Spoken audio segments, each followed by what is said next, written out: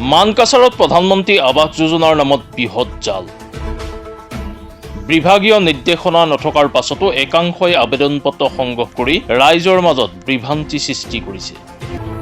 ইতিমধ্যে মানকাছৰ খণ্ড উন্নয়ন বিষয়া উপস্থিত হৈছে সেই ঠাইত। চৰকাৰী কোনো নিৰ্দেশনা নথকাৰ পিছতো একাংশই নিজৰ ইচ্ছামতে আবেদন পত্ৰ লিখি ৰাইজৰ পৰা ধন সংগ্ৰহ কৰি পুনৰ আবেদন পত্ৰ নিজৰ হাতত ৰাখি থোৱাৰ অভিযোগ। প্ৰধানমন্ত্ৰী আৱাস যোজনা গৃহ প্ৰধানৰ আশ্বাস দিয়াৰ পৰিলক্ষিতও হৈছে বুলি জানিব পৰা গৈছে। ইয়াক লৈ মানকাছাৰত সৃষ্টি হৈছে এক হুলস্থুলীয়াৰ পৰিৱেশ।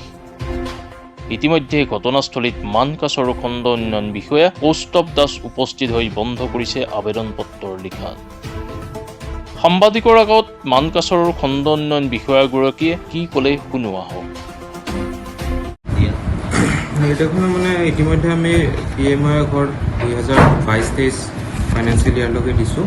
এতিয়া আমাৰ আৱাস প্লাছৰ যিটো ৰেজিষ্ট্ৰেশ্যন আছে, ৰেজিষ্ট্ৰেশ্যনটো আমি অহা উইকৰ পৰা ষ্টাৰ্ট কৰিম।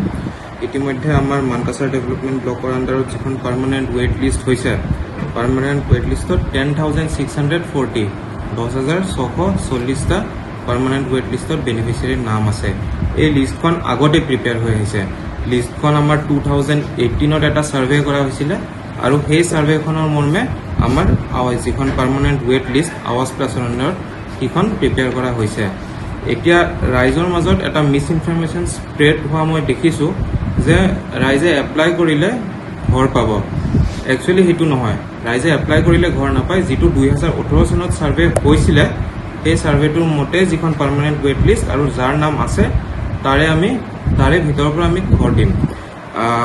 মই GP ছেক্ৰেটাৰীক ইতিমধ্যে ইনষ্ট্ৰাকশ্যন দি দিছোঁ যে অহা সপ্তাহৰ পৰা মঙলবাৰৰ পৰা GP ৱাইজ যিখন পাৰ্মানেণ্ট ৱেইট লিষ্ট আছে সেইখন GP অফিচে হেং কৰি দিয়া হ'ব।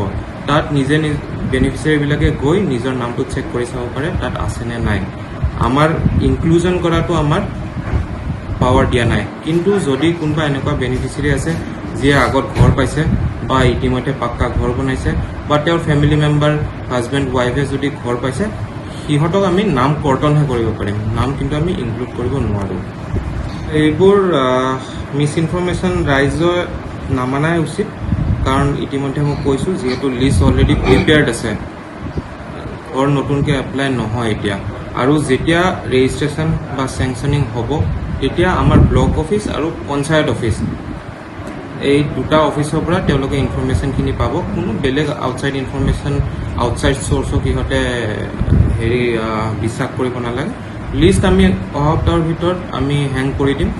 তাত লিষ্টত বেনিফিচিয়াৰী গৈ নিজৰ নামখিনি চাই ল'ব পাৰিব।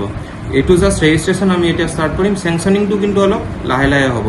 যেতিয়া আমাক ওপৰৰ পৰা টাৰ্গেট দিয়া হ'ব, CPRTৰ পৰা টাৰ্গেট দিয়া হ'ব, সেইটো অনুযায়ী আমি চেংচনিংটো লাহে লাহে কৰি থাকিম। নহয়, এইটো মই আগতেও কৈ আহিছোঁ আৰু আজিও কওঁ, PMAYটো সম্পূৰ্ণভাৱে বিনামূলীয়া স্কীম। ইয়াত চেংচনিঙৰ নামত, ৰেজিষ্ট্ৰেশ্যনৰ নামত কোনো টকা পইচাৰ কথা নাহে আৰু খৰচ কৰিবও নালাগে।